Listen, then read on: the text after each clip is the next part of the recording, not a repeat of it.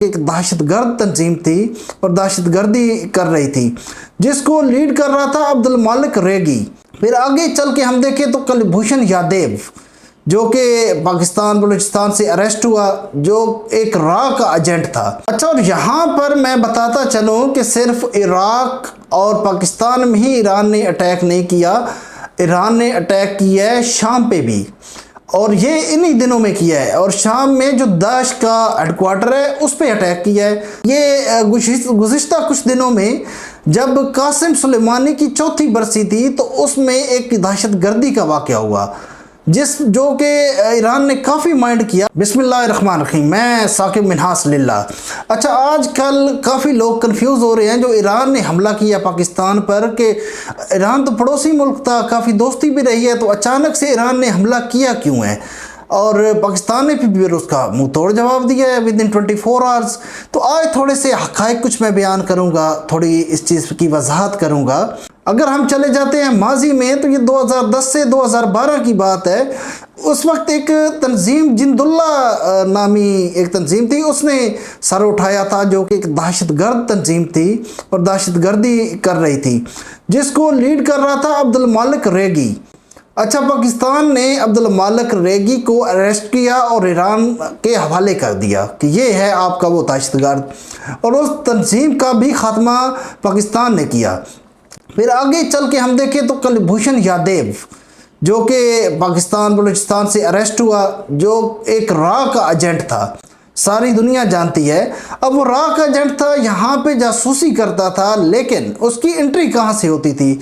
Iran के सूबा सिस्तान से बलूचिस्तान में और पाकिस्तान के मुख्तलिफ इलाकों में, यहाँ से वो जासूसी करता था। जब पाकिस्तान के वो हाथ चढ़ा तो उसकी जो दस्तावेज़ात थी या आईडी कार्ड हम कह लें वो बना हुआ था, तो उस पर उसका नाम हुसैन मुबारक पटेल लिखा हुआ था, और ख़ुद को वो ईरानी बाशिंदा शो कर रहा था कि मैं एक ईरानी बाशिंदा हूँ और पाकिस्तान के अंदर मैं कारोबार करता हूँ, कारोबार के लिए मैं आता जाता हूँ। लेकिन पाकिस्तान ने उसको भी अरेस्ट कर लिया।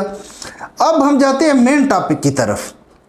ये गुज़िश्ता कुछ दिनों में जब कासिम सुलेमानी की चौथी बरसी थी तो उसमें एक दहशतगर्दी का वाक़या हुआ, जो कि ईरान ने काफ़ी माइंड किया। और उस वाक़या के बाद सबसे पहले इराक़ में जो हेडक्वार्टर है मसाद का, मसाद एक इजरायली एजेंसी का नाम मसाद है, तो उस पे इन्होंने हमला किया। और हमला जो उन्होंने किया एक मिसाइल दागा, और उसकी जो मिसाइल की रेंज थी 1250 किलोमीटर रेंज थी। अब उस पर एक फ़लस्तीनी सहाफ़ी ने एतराज़ भी उठाया। अगर आप नेट पे जाएं तो देखें, आपको वो फ़लस्तीनी सहाफ़ी का इंटरव्यू मिल जाएगा। अरबी में बात कर रहा है, लेकिन कुछ ना कुछ समझ आपको ज़रूर आ जाएगी कि 1250 किलोमीटर की रेंज से अगर इराक़ में मौजूद मसाद, जो कि इजरायली एजेंसी का हेडक्वार्टर है, उस पर हमला कर सकते हैं, तो इसराइल पे डायरेक्ट क्यों नहीं करते?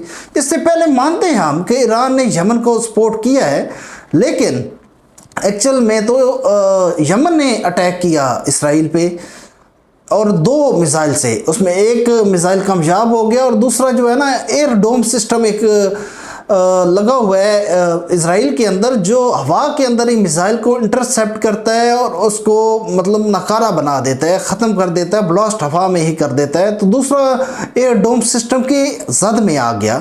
तो फ़लस्तीनी सहाफ़ी का बिल्कुल यहाँ पे सवाल दुरुस्त था। हाँ, यमन का रोल अब देखें। यमन की वजह से इसराइल को पर डे $10 मिलियन का नुकसान उठाना पड़ रहा है, जो यमन ने इनके सी ट्रेड के जो रास्ते हैं उनको बंद किया हुआ है, जिसकी वजह से एक नुकसान वो उठा रहा है। अब अगर हम बात करें दोबारा ईरान पे, तो ईरान ने पाकिस्तान पर रात गए एयर अटैक किया। पाकिस्तान के इलाका पंजगूर है, उसमें कोई सब्ज़ के मकाम पर, और किया किस वक्त? जब समंदर के अंदर पाकिस्तान नेवी और ईरान नेवी मिलकर एक्सरसाइजेस कर रही हैं, मशक़ें कर रही हैं, और स्विट्ज़रलैंड के अंदर पाकिस्तानी वज़ीर आज़म अनवारुल हक काकड़ साहब और ईरान के वज़ीर ख़ारजा साहब आपस में मुलाकात कर रहे हैं, इधर से हमला कर दिया। अब हमले की वो वजह ये बताते हैं कि पाकिस्तान के अंदर एक दहशतगर्द तंजीम जैश-उल-अदल, उसका हेडक्वार्टर है, हमने उस पर हमला किया। अच्छा, अब उस हमले की सूरत में हुआ क्या, 2 बच्चियां शहीद हुई और 3 बच्चियां जख्मी हुई। तो ये हर बंदा इसको बड़ा आसानी समझ रहा है, चाहे वो नेशनल है चाहे वो इंटरनेशनल है, और इंटरनेशनल इदारे इसको समझ रहे हैं कि ये एक बचकाना, घिनौना और मजाका खेज इल्ज़ाम था ईरान की तरफ से। अब उसके मतलब रिएक्शन में पाकिस्तान ने काउंटर अटैक किया और विद इन 24 आवर्स पाकिस्तान ने अटैक किया। अब पाकिस्तान ने अटैक कहाँ किया, इनका ईरान का सूबा है सिस्तान, और सिस्तान में इनका एक शहर है सरवान, और दारुल हुकूमत ज़ैदान से तकरीबन 347 किलोमीटर दूर अटैक किया। और एक अटैक नहीं, फिर 7 अटैक किए, जिसमें एयरक्राफ्ट से भी किए गए और ड्रोन से भी किए गए। उसमें 7 दहशतगर्द हलाक हुए जो कि गैर मुल्की एजेंट थे। अच्छा, अब इसको ईरान ने खुद तस्लीम किया है। ईरान की जो एक सरकारी न्यूज़ एजेंसी है इरना नाम से, जब ईरान ने पाकिस्तान पे अटैक किया तो वो न्यूज़ उसी ने लीक की, जब पाकिस्तान ने अटैक किया तो उस न्यूज़ की भी तस्दीक इरना ने ही की। अच्छा, पाकिस्तान का अब मौक़िफ़ ये है कि दहशतगर्द वहाँ पे बैठे थे जो हमने मार के दिखाए हैं, और ये हमारी इंटेलिजेंस बेस ऑपरेशन था, और इस ऑपरेशन को मार बर सरमचार का नाम दिया गया। अच्छा, और यहाँ पर मैं बताता चलूँ कि सिर्फ इराक और पाकिस्तान में ही ईरान ने अटैक नहीं किया, ईरान ने अटैक किया है शाम पे भी, और ये इन्हीं दिनों में किया है। और शाम में जो दाश का हेडक्वार्टर है उस पर अटैक किया है। तो मुसलसल 3 अटैक 3 ममालिक पे ईरान कर चुका है।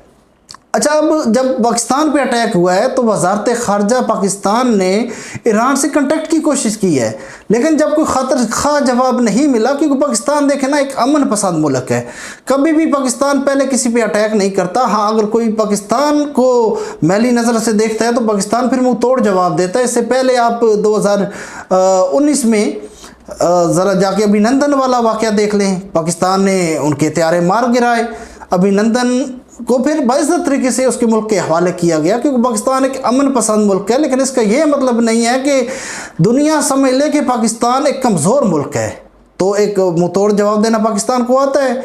जब उनकी तरफ से खतरखा जवाब नहीं आया तो पाकिस्तान ने फिर अटैक करके दिखा दिया, और विद इन 24 आवर्स पाकिस्तान ने अटैक किया है।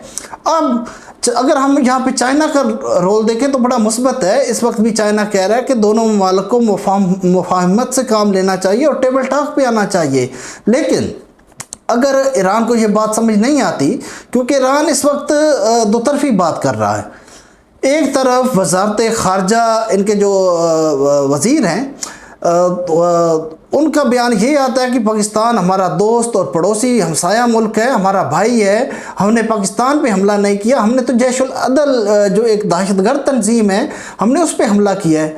लेकिन दूसरी तरफ इनका बयान ये भी आता है कि दोबारा अगर ज़रूरत पड़ी तो हम फिर हमला करेंगे। लेकिन ये अब आई थिंक लफ्ज़ी बात होता है, क्योंकि ईरान को समझ लग गई है जो काउंटर अटैक पाकिस्तान ने कर दिया है, इनको समझ लगी अब दोबारा ये हमला करेंगे नहीं। अगर मज़ीद आगे ये हालात बिगड़ते हैं तो चाइना भरपूर तरीके से पाकिस्तान को सपोर्ट करेगा। ऑफ कोर्स इससे पहले भी चाइना ने भारत के मामले में पाकिस्तान को सपोर्ट किया है।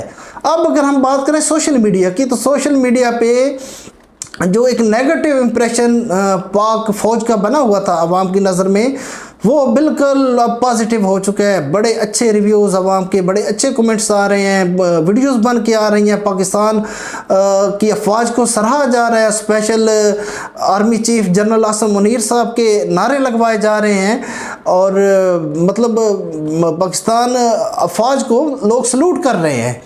और यहाँ पे अब एक पैगाम जाता है जो पिछले दिनों में धरना इस्लामाबाद के अंदर दे रहे थे हमारे बलोच कम्यूनिटी, कि पाकिस्तान फ़ौज जो है वो आपके ख़िलाफ़ नहीं है, आपके तहफ़्फ़ुज़ के लिए बैठी है, तहफ़्फ़ुज़ के लिए आपको दे दी है, और उसका अभी सबूत भी पाकिस्तान फ़ौज ने आपको दे दिया है। अब कुछ इस तरह के अनासर हैं जिस पे इनको एक्शन लेना होता है। अच्छा, उस वक्त जब मैंने एक वीडियो महरंग बलोच जो लीड कर रही हैं इनको धरने को कर रही थी उन पे बनाई थी, लेकिन काफ़ी तनकीद मेरी ज़ात पे की गई थी कि आप इस्टेब्लिशमेंट के ख़िलाफ़ बोले हैं, तो फिर मैंने एक और वीडियो बनाई और उसमें अपना मौक़िफ़ क्लियर किया कि मैं इस्टेब्लिशमेंट के ख़िलाफ़ नहीं बोला, मैंने कोई रूल्स या रिट्स को चैलेंज नहीं किया। मेरा मौक़िफ़ सिर्फ ये था कि ख़वातीन के ऊपर जो तशद्दुद किया गया आधी रात को पुलिस की तरफ से, वो नहीं होना चाहिए था। उनको अपना पुरअमन अगर वो एहतजाज करते हैं तो करने देना चाहिए था। तो ये कुछ हक़ाइक़ हैं जो मैंने आपके सामने रखे हैं खोल के। इंशाल्लाह मज़ीद कोशिश करूँगा कि मज़ीद डिटेल्स लेके मैं इसकी आऊँ और आपके साथ डिस्कस करूँ। तो इंशाल्लाह मिलते हैं नेक्स्ट वीडियो में, लेकिन चैनल सब्सक्राइब कर लें ताकि आने वाली अपडेट आप तक पहुँचती रहे। तो इंशाल्लाह नेक्स्ट वीडियो मिलेंगे, तब तक अपना ख्याल रखें। अल्लाह हाफ़िज़।